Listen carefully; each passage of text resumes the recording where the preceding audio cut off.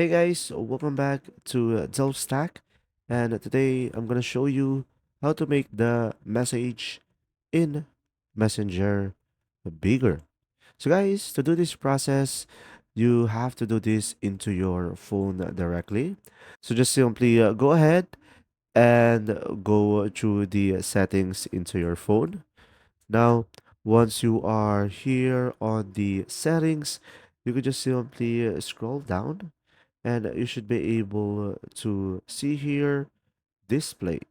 Now, here on the display, you can just simply scroll down until you find font size and style.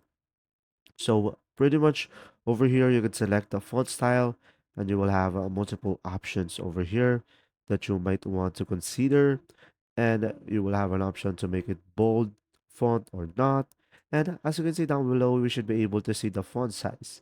Now, for the experiment, I am going for the messenger so you can see how small it is. Now, I'm just going to simply adjust these icons over here. And as you can see, it is now much more bigger and it will take some time, of course, to apply.